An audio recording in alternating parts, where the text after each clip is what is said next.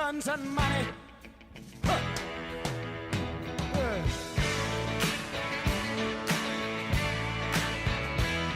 Send lawyers, guns, and money. My favorite sports law podcast, the sports law podcast, Conduct Detrimental. The two Dans are ready and waiting.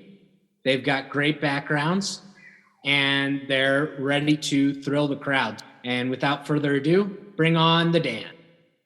Taryn, thank you very much for that intro. They say that one Dan is good, but sometimes two Dans are better. So I'd like to welcome everybody to the final panel of the Student Sports Law Network Symposium. Alongside Dan Wallach and myself, we run a podcast called the Conduct Detrimental Podcast. I see many familiar names in the audience. If you have not already, we would highly recommend that you subscribe. We put out a new episode every week. Including this one, which, Dan, is our first live episode of Conduct Detrimental. A quick story for those that don't know. Dan Wallach created this podcast a few years ago with a fellow panelist that spoke, I believe, yesterday, Dan Worley, who has since gone on to be the general counsel of the Tennessee Titans. So the only rule about this podcast is you have to have a JD and your first name has to be Dan. So Dan O'Brien, if you're still here, you might be in the rotation at some point in time. But yeah, this is the longest running sports law podcast. Dan Wallach was nice enough to bring me on. Dan, you want to give a quick background into your practice, and then we can pretend like this is a normal episode? Thanks, Dan. I'd love to take credit for inventing Conduct Detrimental. It was actually Dan Worley's idea to do a podcast together. Great person. And so he invited me. He said, Dan, you want to do a podcast? And I said, of course. We were both commenting on a lot of the same cases, like the Deflategate controversy, Adrian Peterson. It was around 2015, 2016. And in searching for a name, we were already knee deep in Deflategate. So Conduct Detrimental seemed like a winning name, and I think it's evergreen. I think it's a name that's easy to remember, and it ties directly into the some of the issues that we talk about. And then when Dan Worley went on to bigger things, I was trying it solo, but it just doesn't work as well solo without an ongoing conversation. And being so obsessive compulsive, I prepared every solo episode almost as a script. Right? It took me like days to do just one episode because I'm a perfectionist. So I thought I needed to have a real like sports bar, sports law conversation where you could find somebody who's knowledgeable and we just kick it and talk about some of the issues. And it takes much less time, and it's been more enjoyable, more fun, although Dan keeps me on a schedule I'm not exactly used to, but it's just been a really nice partnership. And I think we're just enjoying ourselves, and hopefully we keep getting better at this. That being said, this is obviously not a normal episode of Conduct Detrimental, but here are the kind of ground rules that we had. Obviously, the chat's open. We will ask that over the course of the podcast, because this is live, because this is special, just drop some questions in the chat. Dan and I will read them. So I'll kind of give you guys the roadmap that Dan and I want to hit for today. We'll try to go a tight 45 minutes, but we'll try to keep it pretty tight to have like a nice 15-minute. We're going to try to do a lightning round of the questions we don't answer. Other than that, we can just filibuster, which obviously Dan and I, we have the same first name of Dan, and we also like to talk a lot. So we could do that too if we need to.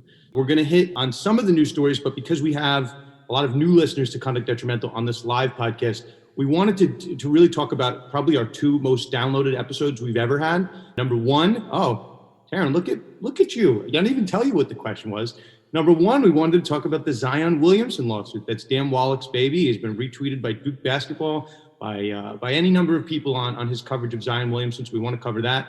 I was quoted by Hoops Hype. You ever read that? That's one of the great NBA websites. Quoted by Jeff Goodman. Also, Dan, congrats on being Antonio Brown's lawyer. I was like so impressed by that. I didn't even know you were Antonio Brown's lawyer. Neither did I until I read about it in the Bro Bible. Bible for bros. I might have wrote the Bro Bible. So no, I'm just kidding. Quick, we'll do the roadmap and then we'll jump into it. Zion Williamson, we want to talk about. It's a really complicated case crossing North Carolina, crossing Florida. There's two different cases. There's impacting college rules and also just amateur rules. Fascinating case. The other one, the most popular episode in the Dan Wallach, Dan Lust era is the Big Ten episode we had on with attorney Tom Mars. So we'll kind of do a deep dive into the Big Ten issue. We're going to get into maybe the latest stuff with Ohio State and Nebraska. And then, Dan, really the story, and this week, the news stories that came about were in baseball with Jeff Luhnow, former Astros general manager, suing the team, which does not happen. I can't remember a general manager suing a former team. And the other thing that doesn't commonly happen, maybe once in a while, is a former player suing a team for an injury that occurred on the field. This is not like a concussion lawsuit. This is a one-time incident about a trip over a bullpen area in foul territory. That's Mac Williamson suing the Giants. And last but not least, Dan, the reason this podcast exists, the reason you're in practice, is because of the sports betting industry. So we had a recent election. You and I, our last episode, we went over all the potential changes that could come with the election in sports legislation, another popular episode of ours, but we want to break that down. What's new, what states have passed sports betting, which may be on the rise. So with that being said, Dan, let me turn it over to you. Why don't you fill us in and fill our lovely audience in on, I guess, the latest breaking in the Zion Williamson case? Yeah, I wouldn't say it's breaking news, but for those of us who've been following the case, we've been waiting for this decision from U.S. District Court Judge Loretta Biggs in the Middle District of North Carolina. Zion Williamson has filed a motion for judgment on the pleadings in which he attacks Gina Ford. Now, I don't know if I need to go over the history of the case, but Zion Williamson's ex-agent, marketing agent, sued him for breach of contract in Miami-Dade County Circuit Court, and Zion Williamson sued her in the Middle District of North Carolina. It's essentially a marketing deal gone bad in which the terms of this deal are so onerous. It provides Gina Ford, who, by the way, has never represented another NBA player, is only known for being one of the marketing representatives for Usain Bolt. Nonetheless, she landed the most marketable collegiate basketball player like in history, or at least since Michael Jordan. And I don't know how she did it, but she signed it. Not only did she get the deal, but she has a lifetime contract. It's in perpetuity. It's non-terminable, except for cause, right? So she has her hooks into him for the rest of his career. And eventually he got wise to talk to some other people and decided, you know what, I'm going to go with CAA as my marketing agent, and I'll bring a declaratory judgment action in North Carolina federal court. So that's what he did. And he seized upon a North Carolina statute called the Athlete Agents Act, which, you know, we could take a whole episode to go over this history. So anyway, long story short, Williamson believes and has asserted that his contract with Gina Ford is void ab initio, invalid, because it was entered into at a time when he was still a student athlete and she had never registered as an athlete agent in North Carolina. Alternatively, she had communications with him and his family at a time when he was definitely still a student athlete. So her response to that is to say, you took money to go to Duke. You were never an eligible student athlete because your whole career at Duke was marred by pay for play. So it kind of led to this, dueling lawsuits. Zion has his case in North Carolina. She has her case in Florida. And of course, she wants to sue in Florida because the law of the North Carolina Athlete Agent Act, which would invalidate the contract, has no applicability in a Florida court because the Florida version of that statute only applies to Florida student athletes. So there are all these venue selection issues, forum shopping, choice of law, and it's all coming to a head any day or any week. And I would expect either the lawsuit to go away because Judge Biggs enters judgment on the pleadings, in which every claim would collapse if he wins on the ultimate issue of the contract being invalid. But if she denies that motion, it's going to open up the floodgates, sort of like Dante's Inferno, and you're going to see depositions of, Mike Krzyzewski, depositions of Zion, his family. Duke is going to get subpoenaed. The NCAA is going to be subpoenaed. Holy hell is going to break loose. So there's a lot riding on the line here. See, if it opened up the floodgates, wouldn't that put out Dante's Inferno? I mix my metaphors a lot. The floodgates of hell. I don't know if that... Listen, there's a devil's advocate analogy in there. Okay. And you left me the best part. I'm surprised. I mean, so Dan... There was an oral argument yesterday, too. Well, I was going to say that the best part was the Zion ID saga, which you decided to leave me. The oral argument's interesting, but I think the Zion fake ID saga, I think, is relevant here. I should mention Dan Wallach is on Twitter at Wallach Legal, myself at Sports Law Lust.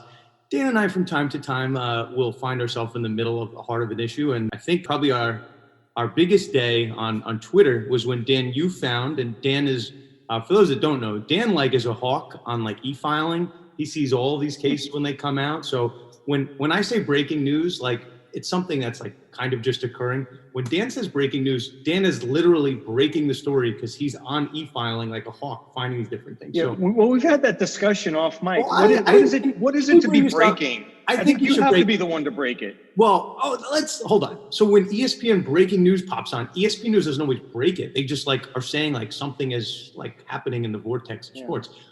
Hold on. This is this wasn't meant to be so interactive, but I really am curious about this.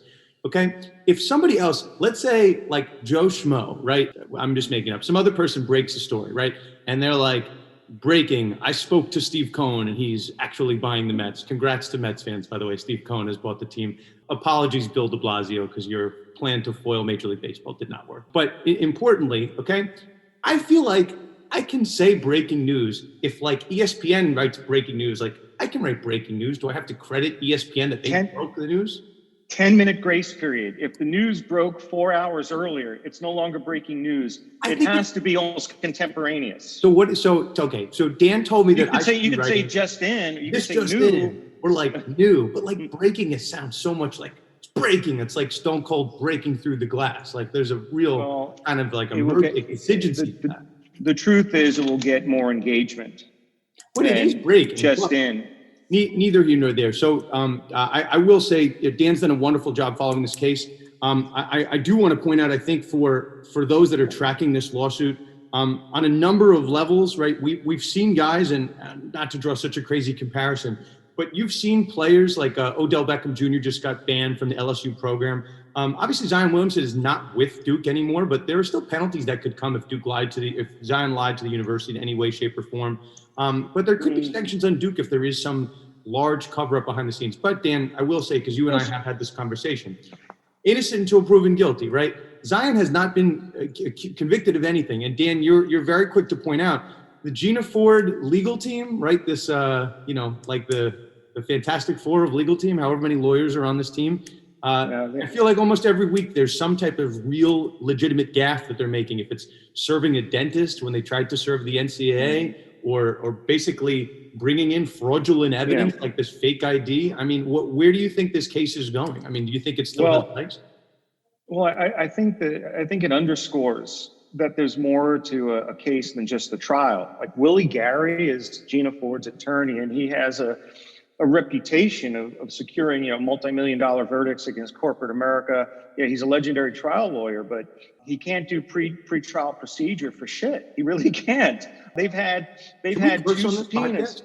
Yeah, they've had two subpoenas that have been rejected by the court. Not enough copies, this defect or that defect. They've had 3 subpoenas that have not even gone to the intended party, either because the court rejected them or they mailed a dentist. And they are basically, they bought an index number to try to, secure or try to leverage a settlement here, because they're not doing any of the grinding or grunt work or hard work that's necessary to work a case up.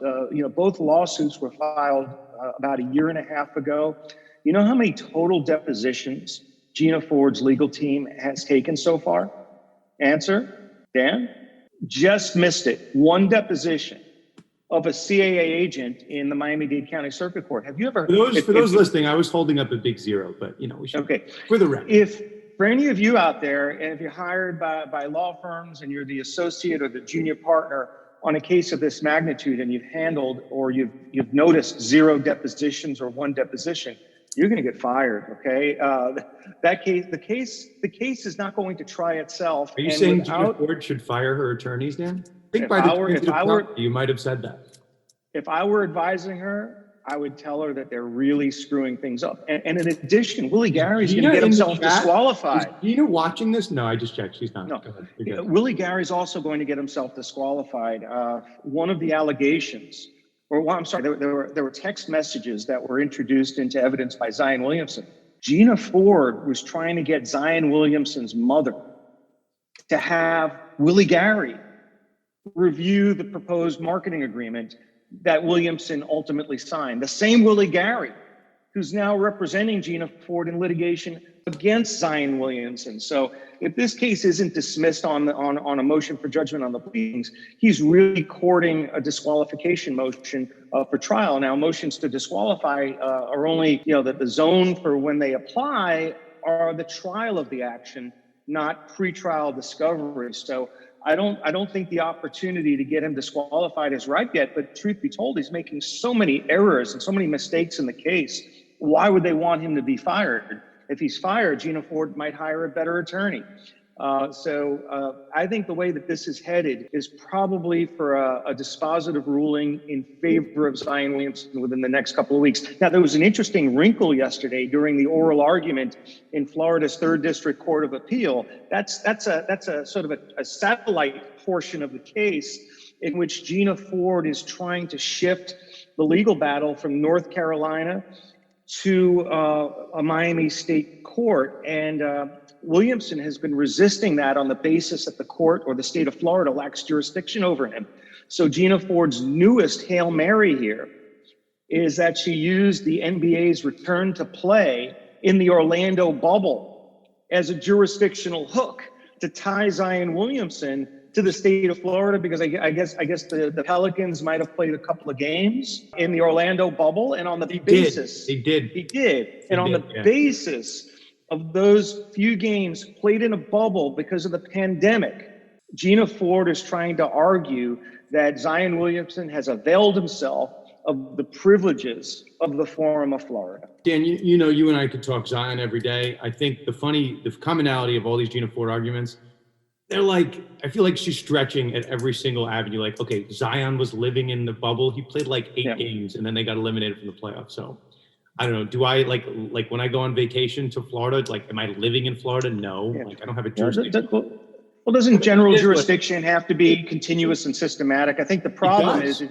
you're going to use these kind of threadbare contacts like playing in the bubble, there has to be a specific personal jurisdiction allegation tying it to the cause of action. She's not gonna get that by you and I, Dan. Two really maybe the smartest Dans that are doing a podcast together in sports law, like that I've ever heard of. Maybe. Okay, so let's shift gears to our second topic, Dan. So, for those that don't know, obviously I was born and raised in New York, but have since been adopted by the state of Nebraska. I don't really know how that happened, but I guess I'm a Cornhusker. So quick background, Dan and I spent a lot of time. We did our first and only emergency Instagram live when the Nebraska players sued. So 8 Nebraska players sued to have the Big Ten return way back when. This was at a time before the Big Ten obviously uncanceled itself. But it was an interesting 8 players suing a conference also really doesn't happen that often. Speaking of stuff that doesn't happen, obviously the Big Ten came back and lawyers were involved. We had Tom Mars on the podcast, which was a podcast that we'll say not incensed, maybe it's like the rising factor. It unified all of the different Big Ten schools, the 14 schools, and it caused them to really kind of unify to go after a guy, Kevin Warren. So Dan, the latest in the Big Ten saga, now obviously the Big Ten came back. The ruling that you and I have not had a chance to speak about on the podcast, which I wanted to get your thoughts on an administrative level. We know that the Big Ten struggles mightily with votes, right? When you have 14 people that are supposed to vote and then 3 of them leave the room and they say, we're not sure if we voted, it was unclear if we voted, and then someone submits a sworn affidavit that all 14 of them voted, we know that they don't really know what a vote is at this point. Last week, Nebraska tried to play Chattanooga. They tried to schedule a game outside of the conference. When the Big Ten agreed to return, one of the conditions, 2 that I think are interesting for purposes of this conversation. 1, if you had a positive COVID test, you could not play for a minimum of 21 days. So it didn't matter, right? Like we've seen in football, baseball, any other sport. If you test positive and then you have 3 negatives, it's just a matter of your comfortability to get onto the court or the field or whatever it is. But in theory, you could return to action in a week. If you're not manifesting symptoms, you have negative tests. Not the case in the Big Ten. Big Ten's a mandatory 21-day minimum.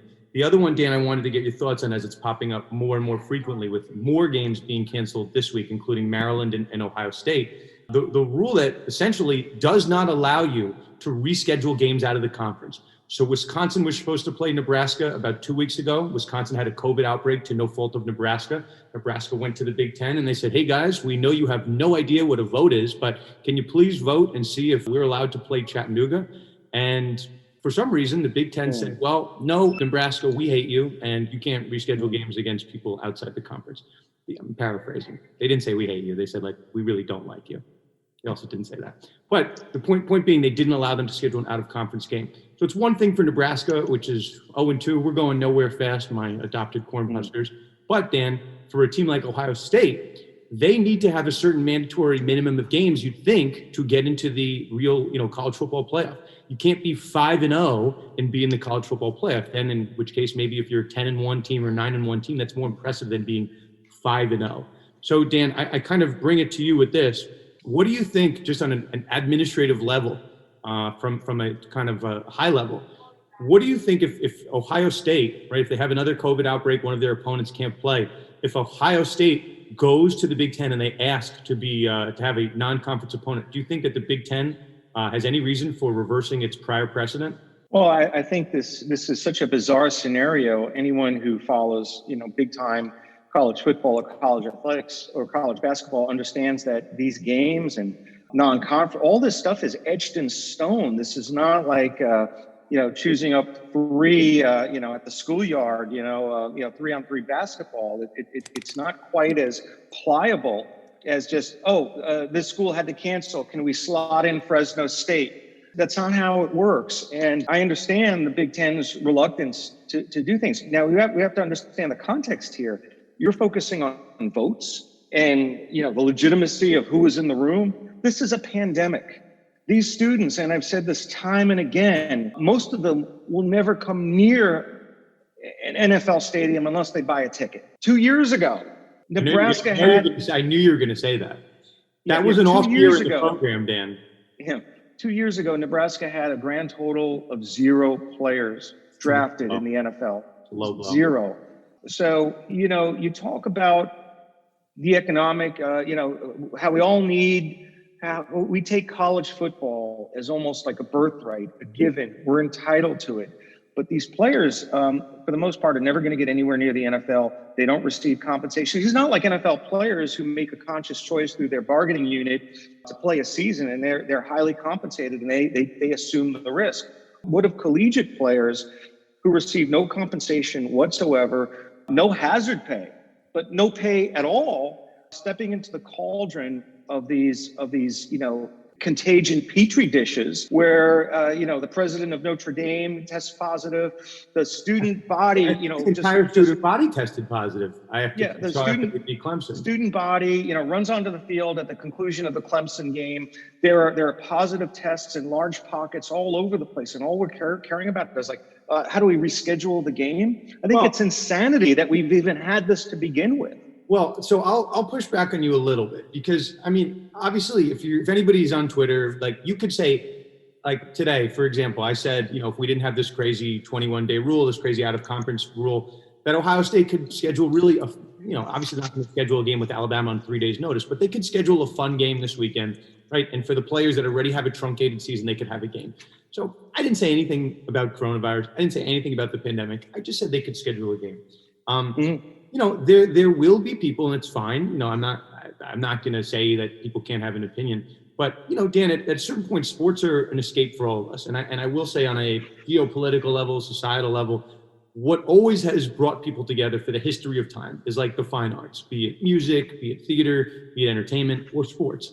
So, there obviously will be some people that want to use sports to divide people for whatever reason. But I don't know. I think it's a healthy escape that we could have a conversation about when a game should be played. It's meant to be an escape, right? It doesn't have to be such a, the same old stuff that we deal with in our everyday chaos. No?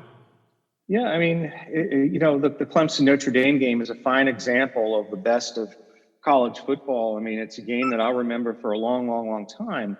But the conditions under which the collegiate players are playing these games leaves a lot to be desired. A lot of normalcy has returned supposedly back to sports, but let's look at even a conference like this. You and I are on the conference circuit on Zoom. No one is having in-person sports and entertainment symposiums because it's not really safe to do so. Dan, we're doing this remotely. Dan, I'm in the safety of my library. You're at Madison Square Garden right now. Okay, so can't really. So I'm pushing back against the notion that the Big Ten has done anything wrong. Tell me, is Tom Mars or Dan Lust, where are you guys going to be in a couple of years when some of these players develop, potentially some of these players develop some long-term, medical conditions that have a proximate cause tie back to playing during the pandemic. What is Tom Mars going to do then? Is he? If it's a fair comment, my whole position is this, and I am not. If you're not going to hear me say it, because I just my view is player empowerment from the professional level to the college level. I'm not putting a gun to anyone's head and say play or not play. But if you can go to war at the age of 18, right? Like if you can have a drink at the age of 21, if you're a 22-year-old college senior, you should be able to make a decision of whether or not you want to play. And particularly, Dan, like we saw in the Nebraska players lawsuit, the Pittsburgh Steelers GM, I'm just stating facts. He said that he's more likely to draft a player that played in this last year than one that didn't play. So if I'm a bubble guy, right? If I'm in Nebraska Cornhuskers, the great, fantastic, soon to be top 5, top 1 Nebraska Cornhuskers, maybe I want to play my senior year because I've worked my entire life, all 22 years of my life, in order to play professional football. So maybe that's a risk I want to assume, Dan. And to be fair, right? You and I have talked about this in a previous podcast. The asbestos litigation that came out of the World Trade Center attacks, for 3-4 years, no one knew what was going to come of it. But for every World Trade Center attack, right, there's Ebola or there's the swine flu, where it's a whole lot of nothing. So, I think it's fair for the players to decide if it was my daughter. I'm not sure, but for an adult, if you're 19 years old, you're 18 years old, I don't see a problem with letting them decide. But you want to put one more bow on it, then we'll switch to our third topic. Well, I felt this way a month and a half ago when things had calmed down, nationally around some of the COVID reporting.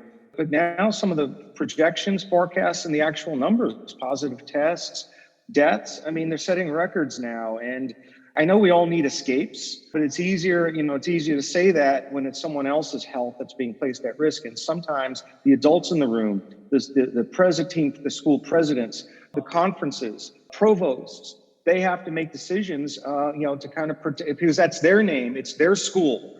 The students don't run the school runs the school, the team president, the board of trustees, they're the ones who make the decisions. If Trevor Lawrence, if he was denied the right to play college football, maybe they should let him, play somewhere else. But I guarantee you, NFL quality draft eligible players, they're going to get drafted. And if they're not drafted, they're going to get tryouts. And if they're any good, they're going to make it. And it's not the value of the first contract, it's the value of your second contract. And I think the reticence to draft a player because he missed the entire season due to COVID is somewhat overblown. And I admit, if it causes someone to slide from the first round to the second or the third round, that's where it makes a difference. But over the long time horizon of an NFL career, the cream does rise to the top. Use a wrestling expression. Did you just quote Macho Man Randy Savage? Yeah. Pretty confident. Okay, so let's move on to our third topic, and I know we'll try to keep this again really tight. The one I wanted to get into, we'll see if we have time for both Williamson and Luhnow. So people will recall the Houston Astros sign stealing saga. I just listened to a great podcast. If anybody is into podcasts, we had Gary Myers on our podcast a couple episodes ago, big football reporter. He's doing a podcast now, Tom Brady, the GOAT, which I was listening to it, and while I was listening to it, they gave an advertisement for something called The Edge, the Houston Astros story.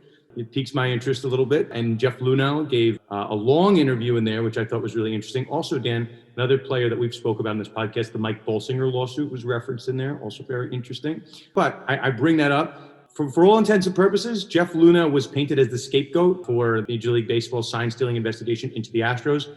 We'll say three coaches were punished out of this. Alex Cora, AJ Hinch. Alex Cora had gone on to be the manager of the Red Sox. He had been with the Astros. AJ Hinch was still the manager with the Astros. And Jeff Luhnow had been the general manager of the Astros since 2011. So when all was said and done, Cora got suspended. He got rehired by the Red Sox. AJ Hinch suspended, got a brand new job with the Detroit Tigers. The only guy at a high level that's not been invited back to baseball is Jeff Luhnow. So 1 week after AJ Hinch is hired by the Detroit Tigers, I've never done this, Dan, in my 7-year career. I've never filed any type of pleading, anything, at 7:13 on a Monday morning.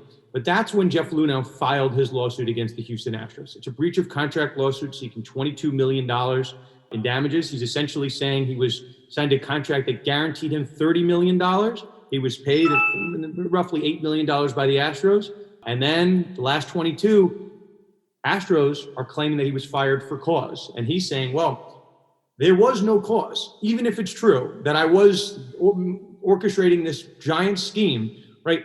Maybe I was actually doing a better job than my job. We were winning World Series. We were in the ALCS. What did I do that manifested cause? So Dan, I bring this to you as a lawyer, someone very familiar with this Astros lawsuit. How do you think the Astros approach this Jeff Luhnow situation? He's very much, and I've said this on Twitter, a guy that knows where the bodies are buried, but he's seeking $22 million on a kind of straightforward breach of contract case. If you were the Astros GC here, how do you handle this? Well, I think they'd be well advised to settle the case. First of all, Jeff Luhnow made a tactical decision here. He understood his options. He's not getting hired anytime soon as a general manager in Major League Baseball. Alex Cora, came back. AJ Hinch, Carlos Beltran. Red carpet, Carlos Beltran. Beltran. He'll be, but he'll be back in the good graces of baseball. Everybody, every culpable on the field person, and this scheme was hatched on the field. It didn't come from the executive suite of the Houston Astros offices. It was hatched by people on the field and coordinated by people who are close to the field. And this is a situation where he's this fall guy, a convenient fall guy, which is an expression we hear over and over and over again. But I guarantee you that if there's any justice in the world and you look up the word fall guy in legal dictionaries years from now, you're gonna see Luhnow's picture, because this is the classic fall guy. He didn't direct the scheme, he didn't conceive the scheme, he didn't cover it up, yet he was fired for cause. Clearly, this is a manufactured for cause dismissal. It doesn't come anywhere close to the line. And what I see happen a lot in these like individuals, like coaches who get fired and the teams trump up a for cause firing, it's all a leverage play, because the teams and the institutions have unlimited financial resources. They can litigate you all the way to Dante's Inferno and back, right? And they have endless supplies of money. Close the floodgates, or else it'll put out. Yeah. Whereas the fired coach or the fired general manager has a limited amount of resources, and he's paying, or he or she would be paying, a lawyer to handle this case, or maybe the lawyer is handling the case on a contingency. So all of the leverage in terms of delay and financial resources lie on the side of the team. And of course, even when the facts don't warrant it, this is a situation where the team is going to use its financial might and the disparity to allege that there was a firing for cause, because maybe Jeff Luhnow needs the money. Maybe he's not a multimillionaire, and instead of taking $22 million, he'd settle for 10. And I saw the same thing play out a couple of years ago. If you remember Bullygate and Jonathan Martin. I've heard of that. There was no culpability by Jeff Ireland. Jeff Ireland, I mean, this was bullying being conducted with the acquiescence of the offensive line coach. It was done by some of the offensive linemen. Jeff Ireland, who was the GM of the Dolphins, couldn't be any further removed from the situation. Yet he paid for that with his job. And Jeffrey Ross is the comedian. Stephen Ross, his brother, Stephen Ross was threatening to fire him for cause, or maybe did fire him for cause. And in the negotiations to get, whatever was due him under the contract, Ross was using the disparity that he enjoyed as a billionaire to sort of squeeze Jeff Ireland into taking pennies on the dollar, or 50 cents, 40 cents on the dollar, knowing full well that Jeff Ireland has 2 daughters who are autistic. And I can tell you from firsthand knowledge that played into the negotiations, and that provided a billionaire like Jeffrey Ross with tremendous leverage over Jeff Ireland, who has to provide for his family, had 2 children with special needs, and took a haircut, even though legally there was absolutely nothing to suggest that he did anything that would rise to the level of justifying a for-cause dismissal. Dan, the one part that's interesting, if you read Major League Baseball's report on Jeff Luhnow, what it said was that he wasn't aware of the sign stealing system. Maybe there was an email that should have been referenced, and it was at the bottom of an email that he didn't read. But for the most part, he wasn't really aware of it, is what Major League Baseball concluded, but that he should have been aware. Now, mind you, Dan, you know who's not punished in the sign stealing scheme? Jim Crane. Do you know who gets to decide if Rob Manfred has a job? The owners, one of which is Jim Crane. And if you read it, because this podcast is actually fantastic, obviously this one is fantastic, but the Eds, the Houston Astros story is very good. It points out that Manfred, who obviously I'm Rob Manfred's biggest fan, so I'm criticizing, I'm not a fan of Rob Manfred. The point being, he goes out of his way in the language of Manfred's decision to like praise Jim Crane about how great Jim Crane is. So what Luhnow is alleging is that this, what was supposed to be really a punishment handed to the Astros, was really, I think they said, a negotiated resolution between Jim Crane and Rob Manfred, which really isn't appropriate, right? This is the same issue that Dan, you and I had with the Dan Snyder litigation. If you're going to have someone really conducting a forensic accounting of your team, you can't handpick and hire the lawyer. It's got to be someone independent. So what Luhnow is saying, which I kind of buy it, that this investigation was not really impartial because Jim Crane was overseeing it and he was kind of paying Rob Manfred's salary in somewhat of an indirect way. But I'm with you, Dan. I don't know why Jim Crane doesn't also get punished. We've seen owners get punished in sports, but nothing for Jim Crane.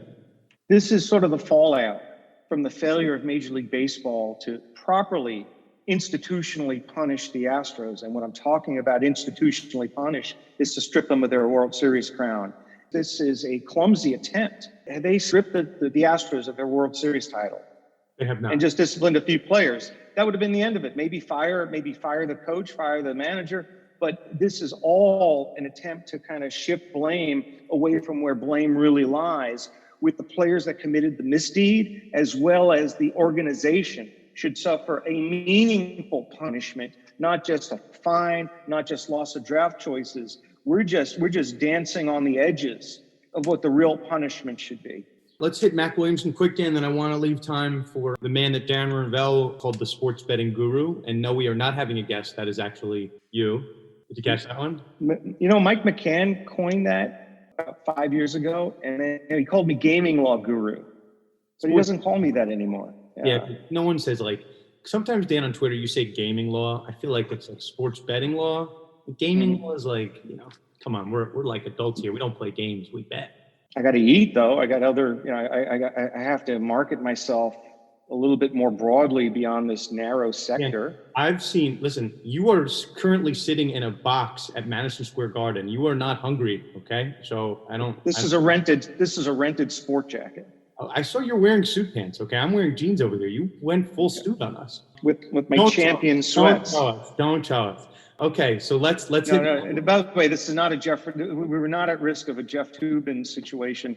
No longer employed. Speaking of people that have been fired, that's by the New Yorker. I don't know how he comes back to CNN, but you know, funny story. I was interviewed by Jeff Toobin for a position as an assistant U.S. attorney about 25 years ago. Did he interview you over Zoom? Thankfully not. I was in a room alone with him though. That is terrifying. That is I'm surprised you lived to tell about it. No, actually, there was another AUSA there, but when I was clerking for a federal district court judge in 1992, as a courtesy, the Brooklyn U.S. Attorney's Office would interview any federal judicial law clerk that wanted to work for the U.S. Attorney's Office, because if they declined the interview, they might sort of make the judge unhappy. So I got one of these courtesy interviews, and I had a shot. I really had a good interview, but it didn't pan out. Jeffrey Toobin did not think that I was AUSA worthy at the time. Well, Dan, if Jeffrey Toobin didn't think that you were Jeffrey Toobin material, that actually might be a good thing at this point. Okay, Dan, let's hit Mac Williamson quick, and then I want to save time for the gaming law guru. We'll do a throwback for you. So for those that are not following this one has the potential to be one of these, we'll say, I'm not trying to be too outlandish, but a breakthrough lawsuit. We do not normally have players suing teams for injuries that occur in the sport. That's because of this general, you know, I post the funny videos and I just write assumption of the risk. Assumption of the risk in sport is pretty obvious. If you get, you know, cross-checked into the boards and you break your shoulder, you can't sue the team or the player for cross-checking you. This incident, Mac Williamson was chasing a fly ball. He's a left fielder for the Giants, chasing a foul ball down the third baseline. I happen to be a San Francisco Giants fan. I've been to that park. So in foul ground, most stadiums, if you go to Citi Field, you go to Yankee Stadium, you don't see the bullpen mounds because they're behind the outfield fence. Or at some stadiums, they're nowhere in sight. The bullpen mounds at Giant Stadium are on this third baseline and the first baseline. Same thing at Wrigley Field. They've since got rid of them at Giant Stadium. Now I think it's Oracle Park. But basically, Mac Williamson was tracking a ball, looking up in the sky to get the ball, and he trips over the bullpen mound, slams his head, gets a concussion. At that time, I think it was 2018, Williamson was on a tear. He had readjusted his swing to, I think he was working with Justin Turner's coach. We'll leave the Justin Turner stuff out. We could have a whole podcast on Justin Turner. He was never the same guy after this concussion. So he's claiming, which we can unpack this, a causally related injury caused by inherent danger on the field, that being this bullpen mound. So a couple things, Dan, for purposes of our conversation, and I'll toss to you in a second. Workers' comp is usually going to be your exclusive bar. You can get around that, Dan, as you and I have kind of got into with the Tyrod Taylor lawsuit and the Kevin Durant lawsuit way back when, if there's some egregious misconduct or fraudulent concealment. I don't think we have either of those two things with Mac Williamson, but assuming we did, right, assuming we got into court, we had a fun lawsuit. How do you think the assumption of the risk doctrine plays here for Mac Williamson, the home player, the home left fielder for the San Francisco Giants? I look at, historically, how many players over the history of Major League Baseball have had their careers irretrievably altered because of they ran into the outfield wall, they ran into something that caused an injury near the foul pole. I mean, from was it Dante Fowler? But I can go back in time. Dustin Fowler. I could go back in time. You mean Dante's Inferno? Fourth time I said it, but keep going. Did I say Dante Fowler? I can't believe I have Dante on the mind. We've now said the word Dante 6 times in this podcast, and we can check the annals. I don't even think we've ever said the word Dante. Not Dante Cunningham, not Dante Exum, but keep going.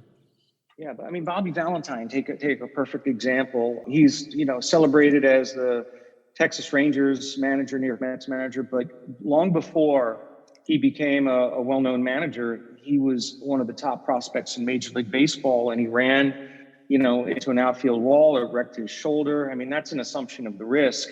But I think there's and there are other instances. Pete Reiser in the Brooklyn Dodgers, or I think it was in the 1950s. There were plenty of players who've had what could have been, much more, I would say, not lucrative careers, but celebrated careers, who've, met the outfield wall or the foul pole. But I think this situation may be a little bit farther down the continuum, going from just ordinary assumption of the risk to what might be gross negligence. And there are exceptions. There's not one rule for everybody, but these are tough cases to win because as a player, you do assume the risks of injuries from the playing field. Yeah, I think, essentially what Williamson is trying to argue, because I was following this as a Giants fan, last year Williamson made this push, and it ultimately led to the Giants getting rid of the bullpen mounds. They now have them behind, I think it's the right field wall. But he said that these are inherently unsafe. Williamson's attorney is kind of doing, at least he's doing behind the scenes, making a list really of all these players that have been hurt by the bullpen mounds. So we've seen stuff. It's not a perfect analogy, but right when we take torts, there's certain things that are inherently dangerous, right? That strict liability is going to apply, be it like a stick of dynamite is inherently dangerous. When it comes to a bullpen mound, what Mac Williamson's going to argue is that there is no safe way to have a bullpen mound and play the game. And I don't know if I believe it. I put a poll up on Twitter and I asked, is a bullpen mound open and obvious, inherently dangerous? So 75% said it was an open and obvious condition and 25% said that it wasn't.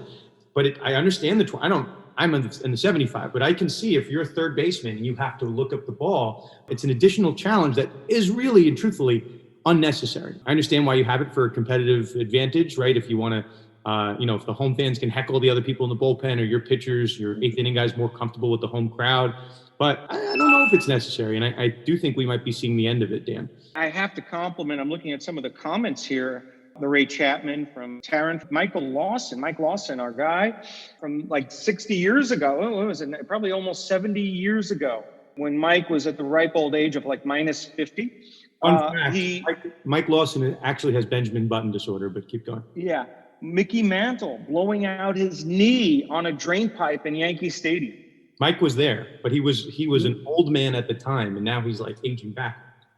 Yeah, and it really curtailed what would have been a Hall of Fame career for Mickey Mantle. I don't know whatever became of him, but that could have gone the wrong way. And if he had blown out his knee and could not come back from that, that's a clear case of negligence. That's not an expected, open and obvious, or even a foreseeable, object that you're going to run into on a grass outfield.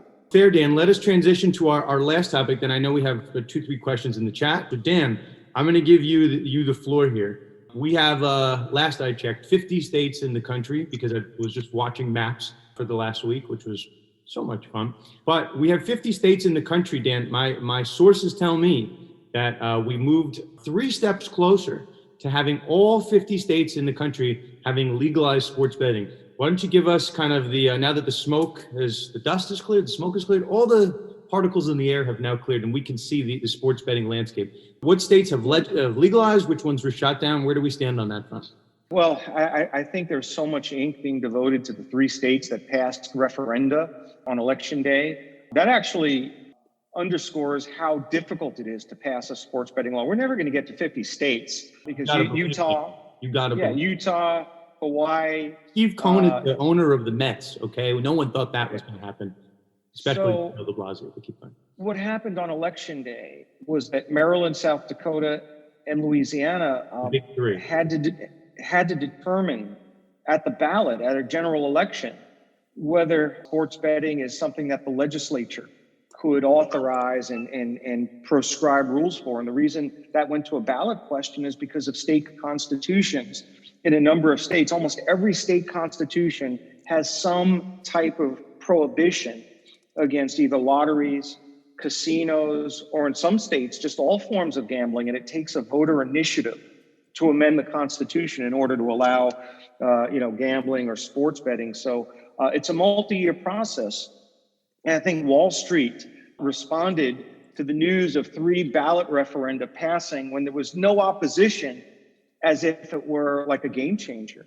And all it is, in my view, is a reminder that it takes a long time to pass a sports betting law. Right now, New York State has casino-based sports betting by virtue of a constitutional amendment that was done 7 years ago to allow up to 7 casinos. And the sports betting that was authorized by statute is in conformity with the state constitutional requirement that the betting take place at the casinos.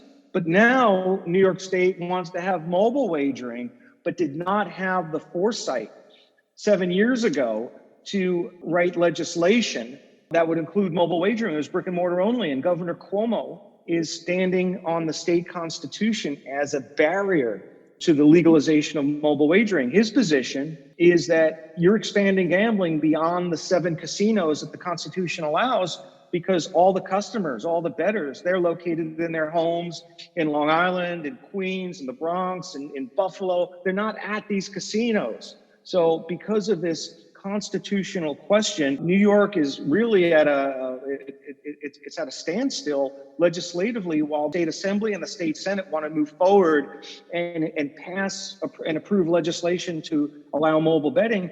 Cuomo's not going to sign the bill into law, and if he doesn't sign the bill into law, it will never come to a vote in the New York State Assembly. And these issues, these constitutional prohibitions and restrictions, are going to be the story and the watchword of 2021 in sports betting, because we're the 3 biggest states in the country. California, number 1, Texas, number 2, Florida, number 3. You're close. All of those states, each one of those 3 states representing about 1/4 of our population, have fairly broad constitutional prohibitions against either casino gambling or lottery. And it raises the question as to whether sports betting is a subset of casino gambling. And that's what, as lawyers, I think it's important to understand not only the legislative process, but the interaction between state legislative authority and constitutional restrictions. And I think that's where the rubber meets the road in 2021. And those will be the major stories as to whether California, New York, Florida, and Texas can get over that hurdle, because unless they do, they're going to remain on the outside looking in for sports betting. But at least in the near term, I think there's positive signs for Massachusetts and Ohio, and incrementally as we move forward every year, there'll be pockets of states that legalize sports betting, but the largest ones in the country are stuck in this constitutional conundrum. I think that will play out a little bit more vibrantly in 2021. I think we're going to start to get to the heart of those controversies and see whether there are lawsuits over it or whether the legislature will enact a sports betting law, even in the face of a potential lawsuit over its constitutionality. And it's that same constitutional question which is now placing the future of daily fantasy sports in New York under a cloud, because the New York legislature enacted a daily fantasy sports law in 2016 even though the state constitution may have required the citizens of New York to weigh in on that. So there's a court case going on in the New York Court of Appeals, and we may very well see the demise, at least in New York, of daily fantasy sports for at least a couple of years, depending on how that court case is decided. I'm going to pretend you didn't just say that, because we're not dampering the mood here, that we're killing daily fantasy sports in New York, Dan. That's kind of a bombshell that you might have just dropped. But I'm a little nervous, because when you make those predictions, you're not normally wrong.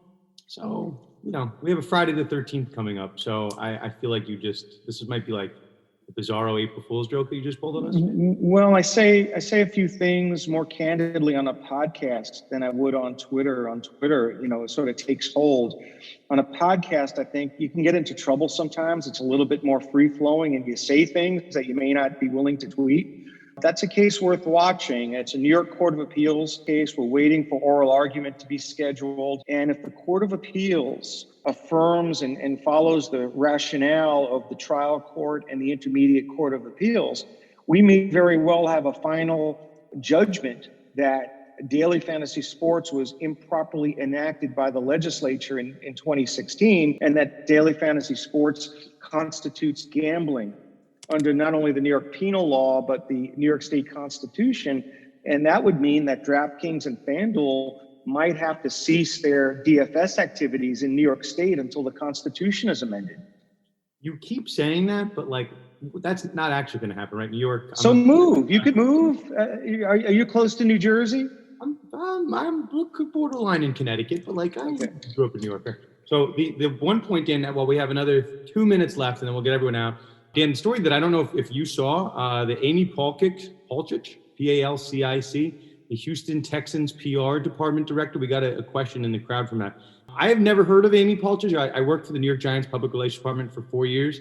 Obviously, I understand PR. I don't know who's on each team. But on a random, I want to say it was a Monday, maybe a Monday or Tuesday at this point, I get notifications whenever Adam Schefter sends a text out or tweet out.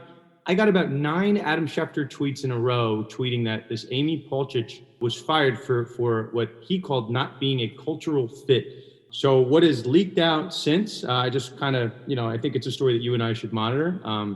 So when someone says someone's not a cultural fit, to me as an attorney, I don't work in the employment space, but not being a cultural fit sounds like someone's not fitting in. So my ears, my issue spotting ears are pointed up, because could this be, political discrimination or something like that, was just my thought. And people then started digging into it. And I guess Amy Palcic, hopefully I'm not messing up her last name too bad, I guess had posted a congratulations to Vice President Kamala Harris over the weekend. And come the start of the week, she's no longer employed. At least if you read enough, the Texans president leans maybe a little bit more conservative. So Dan, maybe it was smoke and mirrors, but what we had today, basically 48 hours after her firing, is that she's hired a very prominent employment lawyer in the state of Texas, Dan. Where do you think this one's going in the 2 minutes that we have left? Well, I think McNair, the owner of the Texans, might be the same owner who indelicately referred to the NFL players as the inmates during the Colin Kaepernick negotiations, where the players and the management committee and owners tried to talk through some of the racial issues. So when you hear something like cultural, we understand that the job of being a PR director is probably one of the least secure jobs in sports. My cousin is probably invented the profession, Chip Namias. He worked for the Dolphins, the Tampa Bay Bucks, and the Houston Oilers. He worked on the same team when Nick Saban was the defensive backfields coach. These guys and women, they don't last very long in their jobs. Some of them, like a Pat Hanlon type with the Giants, they're around. Yeah, they're around forever, but there's a lot of volatility in that space, and they're not lifetime positions. It very well may be that there was a personality conflict, and while personality conflicts are certainly within the bounds of the law, the moment you say something like cultural fit, it invites scrutiny and inquiry. And just one look at her timeline suggests that, maybe her political beliefs relative to his political beliefs may have played into the decision. But I think there's much more to it than that. I can't imagine that an innocent tweet congratulating Kamala Harris the timing to an adverse job consequence, but maybe she was a little vocal, and she's within her right to be.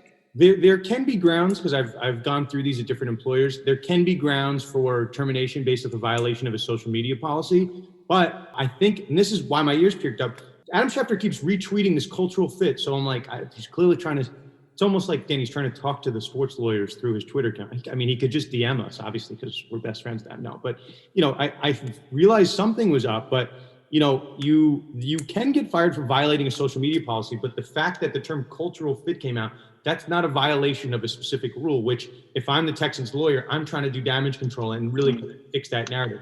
If you start posting, like my old job, not my current job, they don't really care, but my old job said I couldn't talk about politics. They just didn't want me to do that as the firm. So it's fine. I don't need to do that.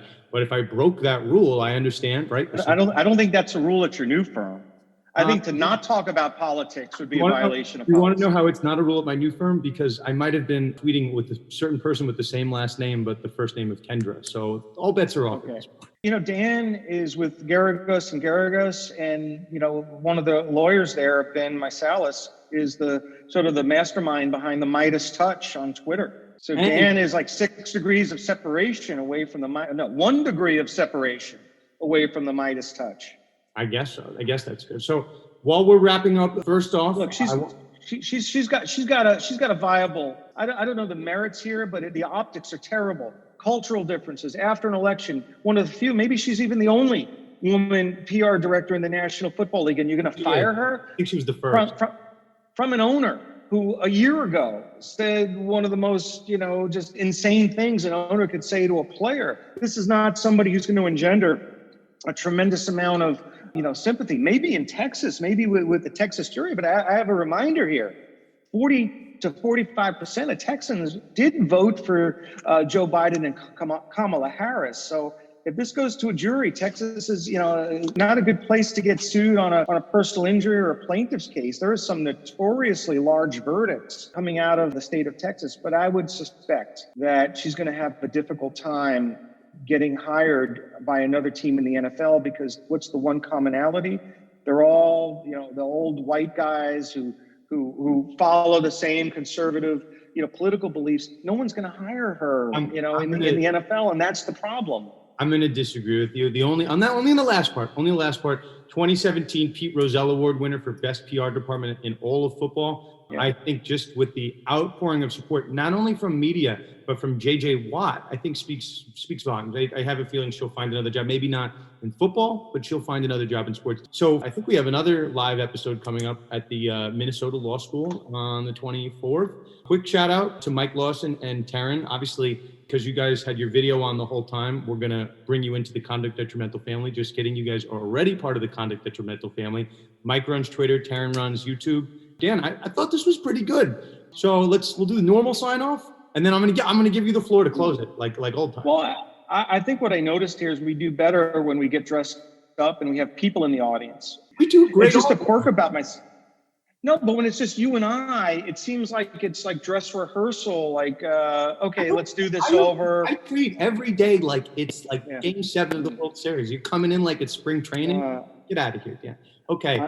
I need the high wire act of a live studio audience. Just divulge too much that you treat every game like it's the preseason. So we're going to have to talk after this. Dan Wallach, again, is on social media at Wallach Legal. Myself, Dan Lust at Sports Law Lust, the show Conduct Detrimental at Con Detrimental. For Dan and myself, we will put this live episode in the books. If anyone has any questions, feel free to reach out to us. And with that being said, we'll see you next week. Dan, you do it. Join us next week for Conduct Detrimental. I think more live episodes are definitely in the offing. And Radio Row potentially during the Super Bowl. And with that being said, if there is a Radio Row, we could keep talking all day.